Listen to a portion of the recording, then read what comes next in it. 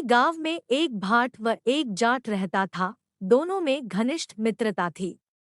एक बार जाट अपनी बहन के घर जाने को तैयार हुआ तो भाट अपनी ससुराल जाने को तैयार हुआ। दोनों साथ चल पड़े तो रास्ते में रुककर एक कुएं की मुंडेर पर बैठ गए।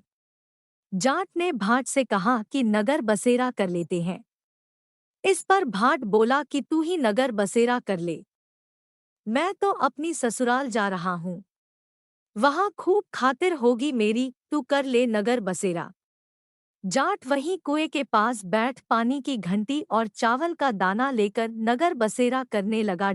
नगर बसेरा करने के साथ जाट कहने लगा कि नगर बसेरा जो करे सो मल धोवे पाव, ताता मारना तापसी देगी मेरी माँ, माँ देगी मावसी, देगी द्वारका का वास, मीठा मीठा गास वृंदावन का वास, पांच कुल्ठी छठी रास।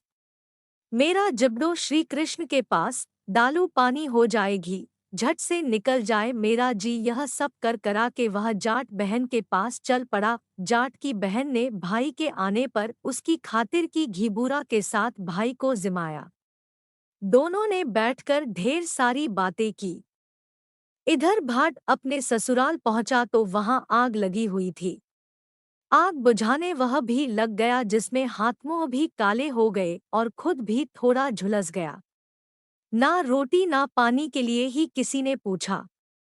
एक पड़ोसन आई तो उसने भाट की सास को कहा कि जमाई आया है, जरा उसकी आवभगत कर लो। बुढ़िया बोली कि सब कुछ तो जल गया है, अब कहाँ से आवभगत करूं। तब पड़ोसन ने ही भाट को एक रोटी के साथ छाछ दी। उसने वही खाकर गुजारा किया। शाम को दोनों फिर घर की ओर चल पड़े और रास्ते में मिल गए और एक दूसरे का हाल पूछा।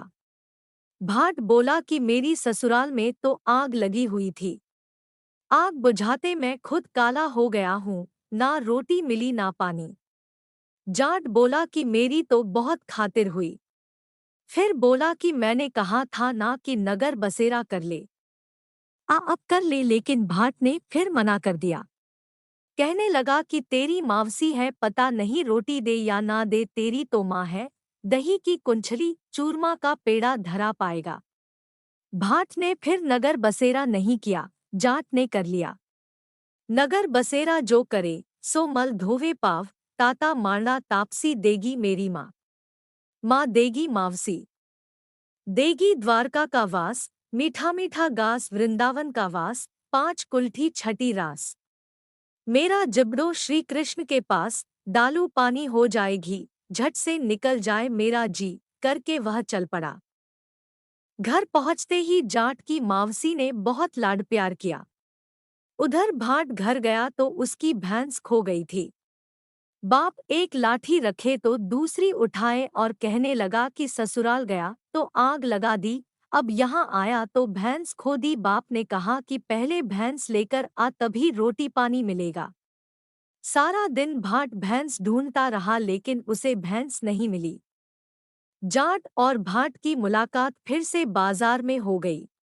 जाट ने भाट के हालचाल पूछे तो भाट बोला कि आते ही भैंस खो गई, बस उसी दिन से भैंस ढूंढ रहा हूँ, रोटियों का तो पूछो ही मत।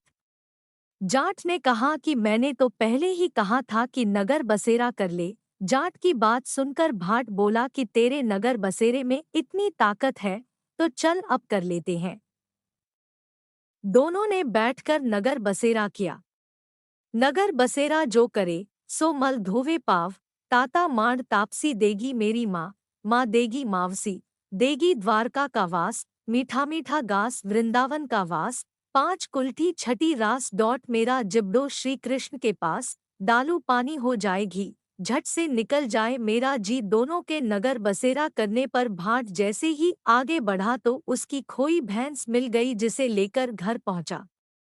घर पहुंचते ही माँ ने कहा कि लड़के को आते ही घर से निकाल दिया, सारे दिन से ये भूखा प्यासा भटक रहा है। यह कहकर उसकी माँ ने उसको खूब खिलाया पिलाया। इस घटना के बाद सारे नगर में ढिंढोरा पिटवाया गया कि कार्तिक में सब कोई अपने पीहर या सासरे आते जाते नगर बसेरा करें, जैसे भाट को नगर बसेरा करने का फल मिला। वैसा ही हर किसी को मिले।